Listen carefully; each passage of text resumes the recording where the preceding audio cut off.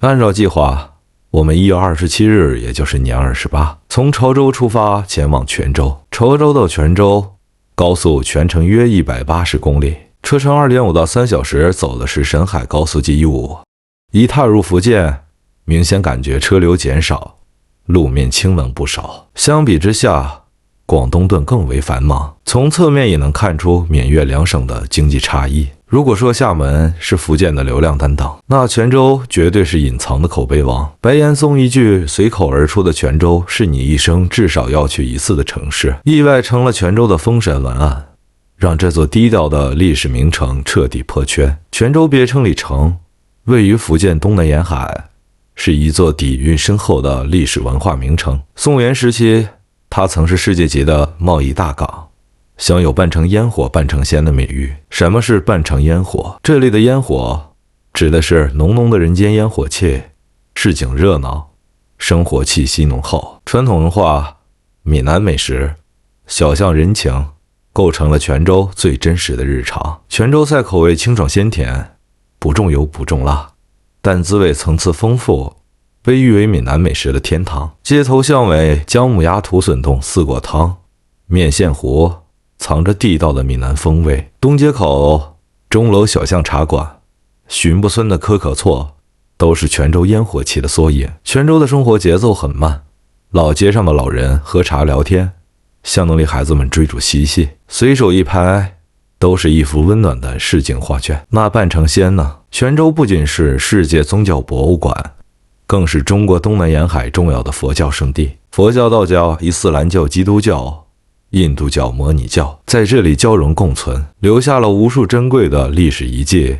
开元寺、清净寺、草庵摩尼光佛像，每一座古寺都诉说着泉州的仙气。这里的妈祖文化、关帝信仰深植闽南人的日常。渔民出海，商人经商前都会虔诚祈福。泉州的魅力就在于它既充满人间烟火，又承载千年宗教文化的仙气，一半世俗，一半神圣。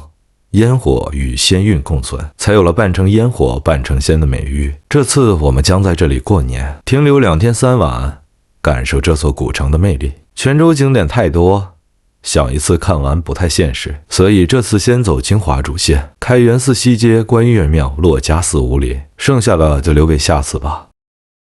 不知不觉间，我们已驶入泉州市区，映入眼帘的是更精致的市容与更开阔的大街小巷。相比潮州，这座城市的现代感更强，气质更显大气。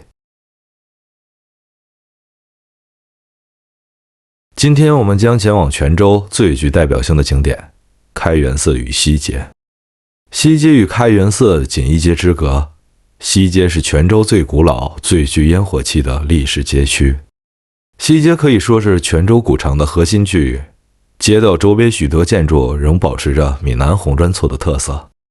作为福建规模最大的佛教寺庙，开元寺有1300多年历史，不仅是泉州的宗教中心，更是海上丝绸之路繁荣的见证。据考究，开元寺始建于唐代686年，它至今仍是泉州最具代表性的文化地标之一。寺内的东西双塔、拜亭石柱、桑莲法界壁画等，大多为宋元遗存。尽管部分殿宇经历修缮，但整体仍保留着古代工艺与历史韵味。作为泉州保存最完整的千年古迹之一，开元寺值得细细品味。一座古寺，一条老街，千年泉州的故事就从这里开始。眼前这座古色古香的建筑，便是开元寺山门。这座泉州瑰宝始建于唐武则天时期686年，寺内现存的核心建筑都为宋元时期的遗址，整体风貌古朴依旧。尤其是东西双塔大雄宝殿与拜亭石柱，更是历史的见证。开元寺的精髓，无疑在于其东西双塔、镇国塔与仁寿塔。这两座塔始建于唐代，现存塔体则为宋代重建，历经近千年风雨屹立不倒，诉说着岁月的沧桑。而大雄宝殿则为明代重建，但其拜亭前的24根石柱是唐代遗存。雕刻有印度风格的佛教图案，极具历史价值。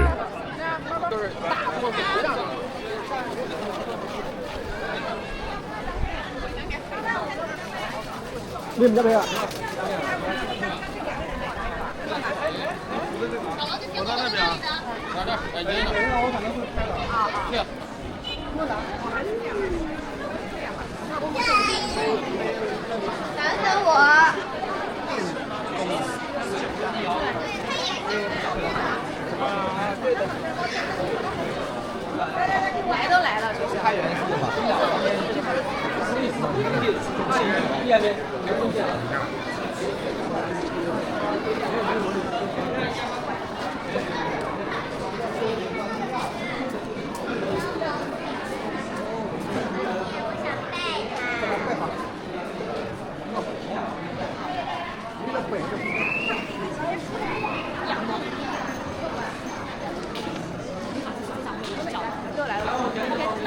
给你怎么解答呢？帮你们找，每个人都有自己的解读方式。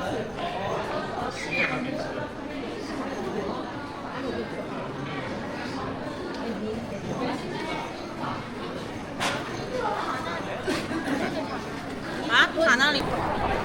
眼前这座巍然屹立的5层古塔，便是开元寺东塔镇国塔。作为开元寺的地标性建筑，镇国塔不仅是泉州最具代表性的古塔之一，更是中国现存最高的石塔之一，见证了这座千年古刹的辉煌历史。镇国塔始建于唐代，现存塔体为宋代重建，是难得的历史真迹。整座塔通体由坚固石材砌成，门扉窗棂皆雕刻精美，千年风霜未曾撼动分毫，至今依然稳如磐石。若是木塔或砖塔，恐怕早已不复存在。站在塔下仰望，塔影与古刹交相辉映，晨曦与夕阳映照下，更显庄重与壮美。塔身遍布精美浮雕，佛像飞天、力士等雕刻工艺精湛，极具艺术价值。每一处细节都诉说着历史的厚重。若你有时间，不妨驻足塔前，细细欣赏塔身雕刻的每一个细节，感受宋元时期泉州海上丝绸之路的繁华一跃。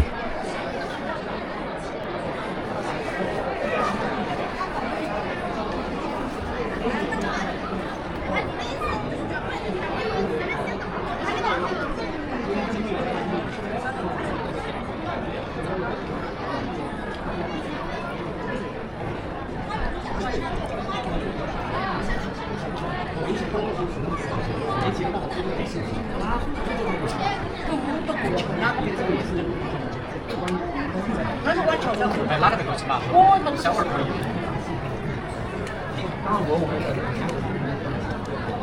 水果文，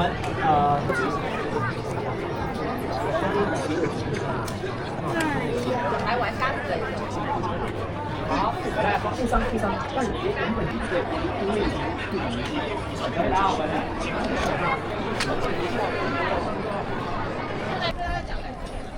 西侧的仁寿塔与镇国塔外观相似，都是5级浮土。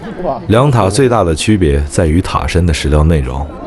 其实，在仁寿塔旁有一座更值得关注的古迹——狮球影壁。狮球影壁建于清代乾隆年间，影壁上雕刻着一只栩栩如生的狮子系绣球，因此得名。狮子象征威严与守护，绣球寓意吉祥如意。整幅雕刻刀工细腻，线条流畅，极具艺术价值，充分展现了泉州古建雕刻的精湛技艺。如果你来到开元寺仁寿塔，别忘了驻足欣赏这座狮球影壁，感受它所承载的历史韵味与文化魅力。还有元宝保护8个保护的还有姿态和调查可以参与监视，为学习小白秀才看着，让他们有出现一个新的历史和图案，就相当于道德与法治的实流。这个打车了，走了。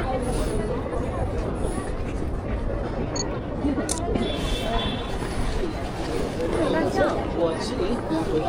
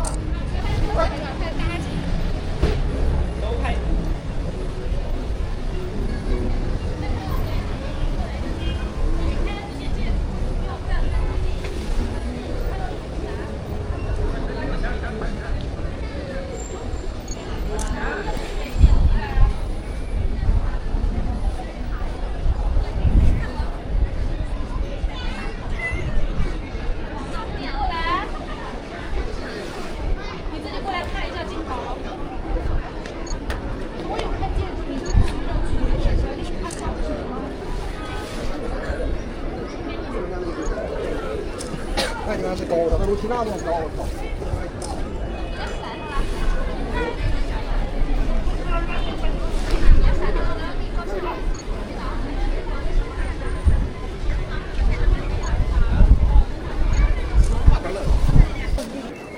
眼前这座气势恢宏的大殿，就是泉州开元寺的大雄宝殿。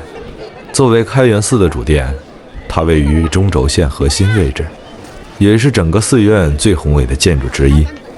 大雄宝殿始建于唐代，现存建筑为明代重建，但依然保留了宋元时期的建筑风格。重檐五殿式屋顶层层飞檐，庄重威严，充分展现了古代木构建筑的精湛工艺。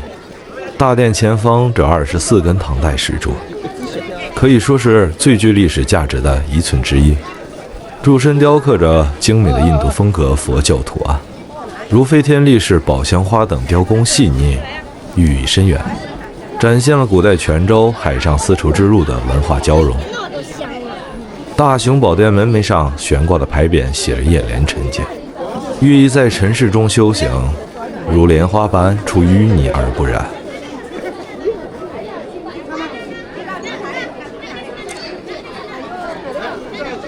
走进大殿，正中供奉着释迦牟尼佛，两侧是迦叶尊者和阿难尊者，象征佛法的传承。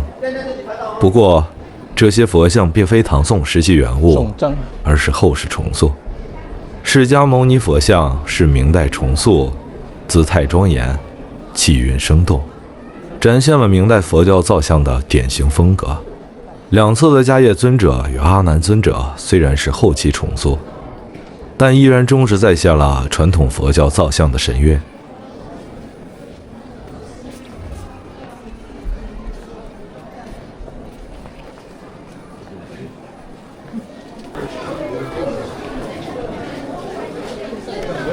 此外，殿内还供奉着一尊清代雕刻的观音菩萨像，观音像面容慈悲，法相庄重，展现了大慈大悲的佛教精神。清代观音像传承至今，实属珍贵。作为泉州佛教信仰中心，开元寺香火鼎盛，来到这里，不仅能欣赏千年古刹的建筑之美，更能感受到泉州深厚的佛教文化底蕴。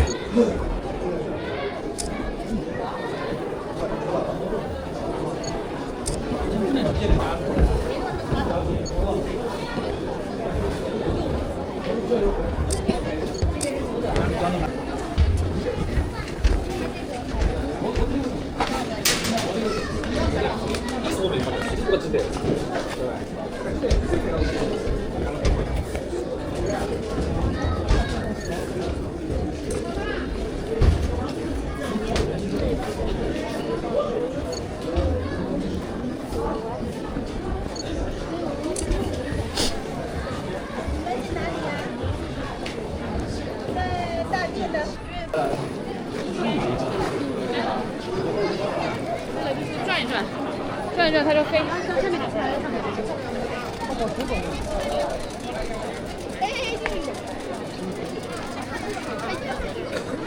接下来，我们要逛泉州西街。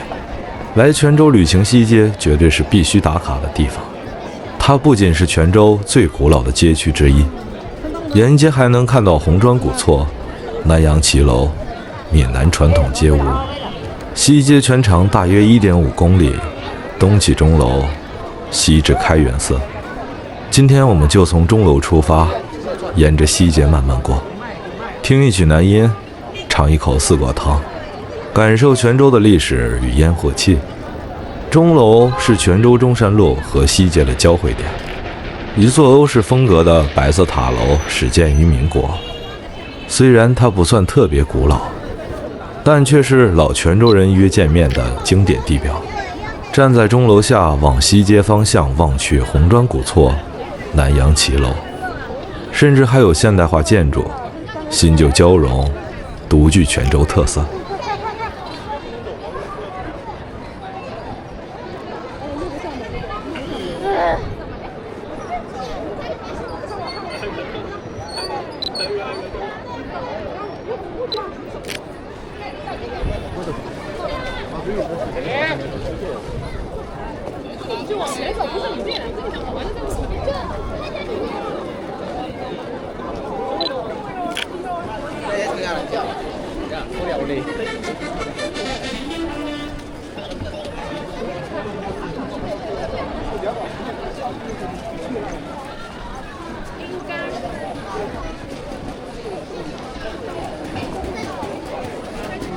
当然，来西街怎么能少了美食？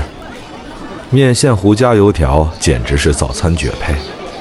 四果汤，夏天喝上一碗透心凉。钟楼肉粽百年老字号，香糯入味。炸五香蚵仔煎，随便找家小店都能尝到正宗的泉州味道。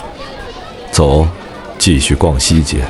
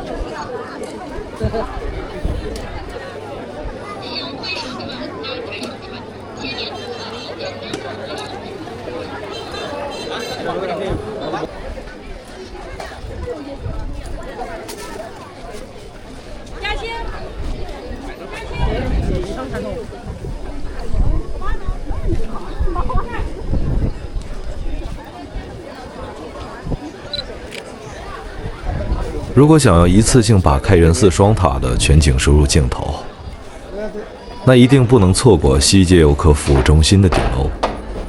这里视野开阔，站在高处可以清晰地看到东西双塔屹立在开元寺内，与泉州古城的红砖屋顶相互映衬，构成一幅独特的泉州风景画。现在我们就上去看看，感受这座千年古刹的壮丽全貌。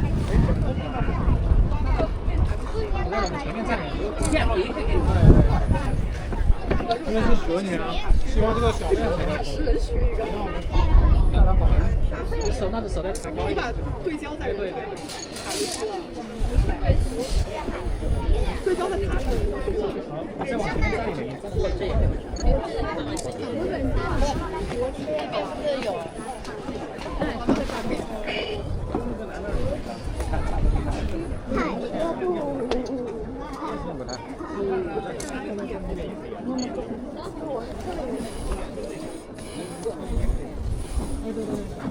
我觉得照片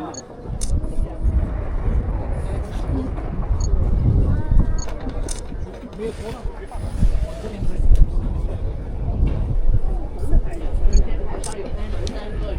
那个教你。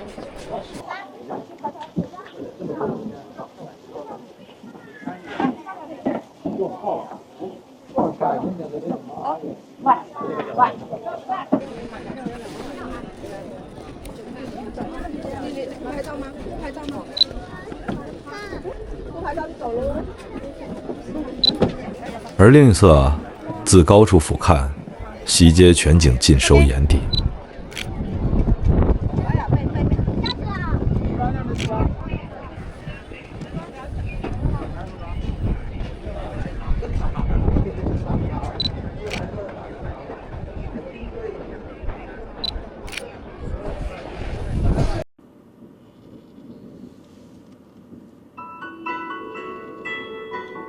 接下来，我们来到泉州通怀关岳庙，这可是泉州香火最旺的庙宇之一。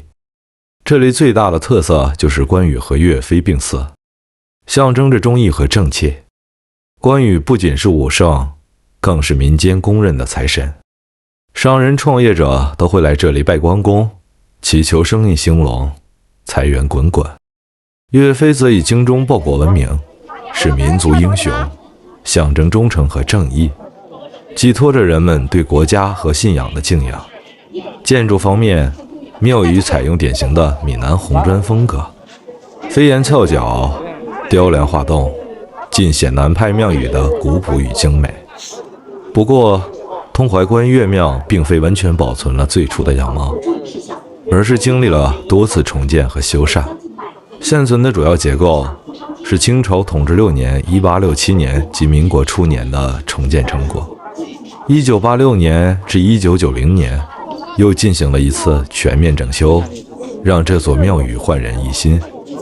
历史方面，这座庙可以追溯到元代，至今已有数百年。每年关帝诞辰，这里都会举行盛大的祭祀活动，信徒们纷纷前来上香祈福，场面十分壮观。影响力方面，通怀关岳庙不仅在泉州香火鼎盛，更是东南亚关帝庙的重要祖庙之一。它的声名远播至菲律宾、新加坡、马来西亚、日本以及台湾，成为闽南地区最负盛名的信仰中心之一。东南亚及台湾地区已有超过70座关帝庙分灵自这里，可见其影响之深。站在庙前，空气中弥漫着檀香味，仿佛能感受到这座城市的文化底蕴，以及泉州人对忠义诚信和财富的虔诚祈愿。走，我们进去看看。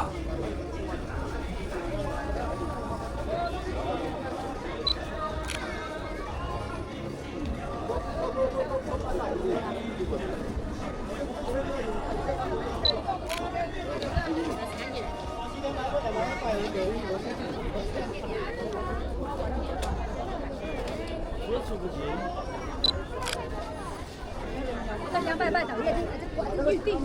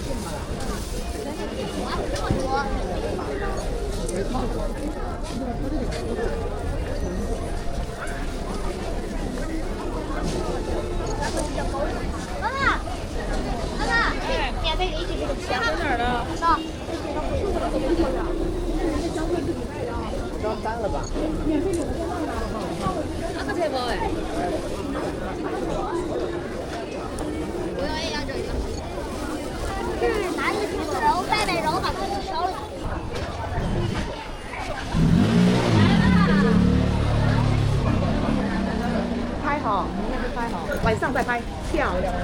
哦。好的，风景。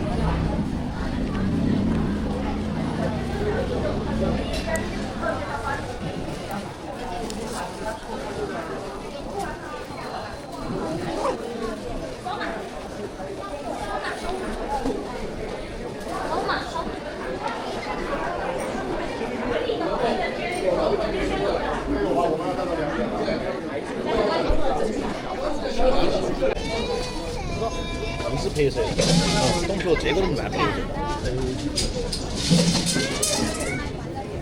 先不要那么大。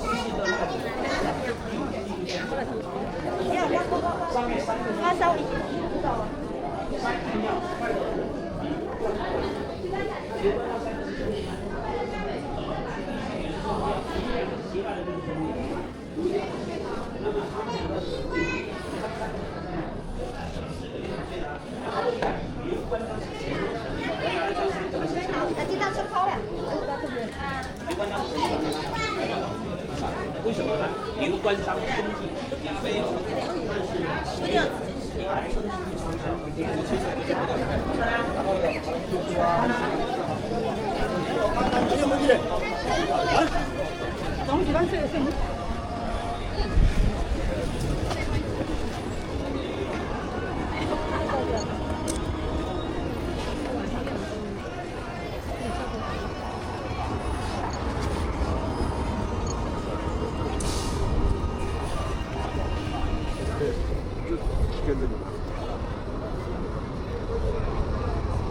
各位香客，防火防盗，安全第一。下面广播注意事项：严禁将明火带入店内，点香敬拜一律在门外，提倡不烧精致不放鞭炮，3支香在店外仅全部使用。香炉祭奠禁不在古城会馆广场大小。进香后，信众可入店内敬拜神明。人流高峰时，应听从工作人员指挥。如遇火警，请大家不要惊慌，应在安保及消防人员的指引下，有秩序地疏散通道，迅速撤离。请提高警惕，注意保管好自己的手机、钱包和贵重物品，防止小偷小摸作案。如发现手机、钱包和贵重物品丢失，应及时向来到泉州，怎能错过这里的美食？说到泉州的地道菜，那必须要提姜母鸭。这道菜在泉州可是头号名菜，香气扑鼻，入味十足，真的让人一吃难忘。对于广东人来说，鸭肉其实不算主流，鹅肉才是正选。比如烧鹅的身价永远比烧鸭高，但泉州的姜母鸭真的让我对鸭肉刮目相看。如果你来到泉州，一定要试试。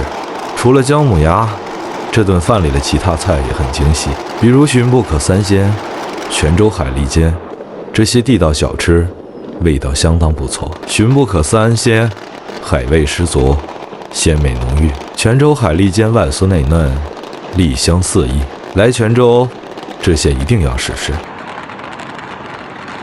现在是2025年1月28日，大年28除夕夜。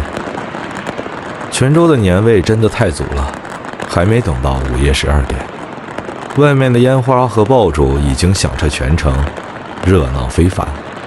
先来感受一下这氛围。